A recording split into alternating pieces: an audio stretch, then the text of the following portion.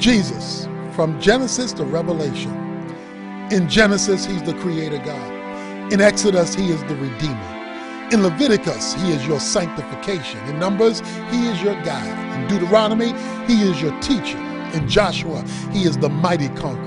In Judges, he gives victory over your enemies. In Ruth, he is your kinsman, your lover, your redeemer. In 1 Samuel, he is the root of Jesse. In 2 Samuel, he is the son of David. In 1 and 2 Kings, he is King of Kings and Lord of Lords. In 1 and 2 Chronicles, he is your intercessor and high priest. In Ezra, he is your temple, your house of worship. In Nehemiah, he is your mighty wall protecting you from your enemies. In Esther, he stands in the gap to deliver you from your enemies. In Job, he is the arbitrator who not only understands your struggles, but who has the power to do something about them. In Psalms, he is your song and your reason to sing.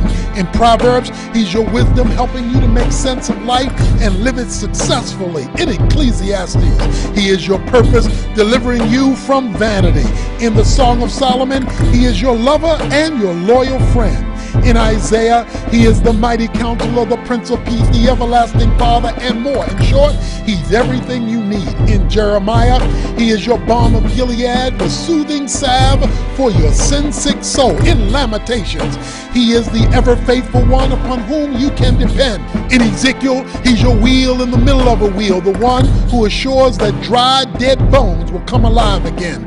In Daniel, he's the Ancient of Days, the everlasting God who never runs out of time. In Hosea, he is your faithful lover, always beckoning you to come back, even when you have abandoned him. In Joel, he is your refuge, keeping you safe in times of trouble.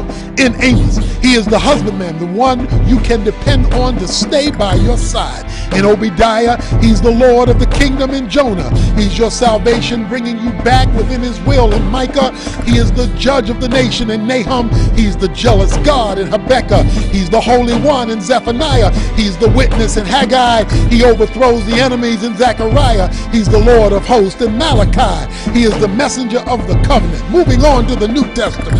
In Matthew, he's the King of the Jews. In Mark, he's the servant. In Luke, he's the Son of Man, feeling what you feel. In John, he's the Son of God. In Acts, he's the Savior of the world. In Romans, he's the righteousness of God. In 1 Corinthians, he's the Rock of Israel. In 2 Corinthians, he's the triumphant one giving victory. In Galatians, he's your liberty. He sets you free. In Ephesians, he's the head of the church. In Philippians, he is your peace. In Colossians, he is your completeness. In 1 Thessalonians, he is your hope. In 2 Thessalonians, he is your glory. In 1 Timothy, he is your faith. In 2 Timothy, he is your stability. In Titus, he's God and Savior. In Philemon, he is your benefactor.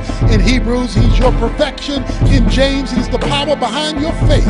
In 1 Peter, he is your example. In 2 Peter, he is your purity. In 1 John, he is your life. In 2 John, he is your pattern. In 3 John, he is your motivation. In Jude, he is the foundation of your faith. And in Revelation, he is your coming King.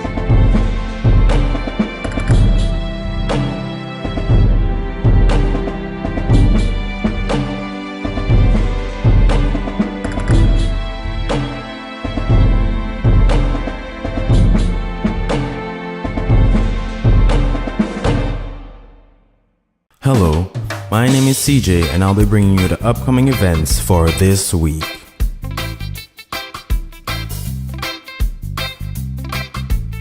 Please remember that every Sunday morning from 9 a.m. to 9:30 a.m. we have our prayer breakfast right next door in the church hall. Every Tuesdays we have fasting right here in the sanctuary beginning at 10:30 a.m. Also on Saturdays we have prayer meetings right here in the sanctuary starting at 10:30 a.m. On December 31st will be our watch night service beginning at 10 p.m.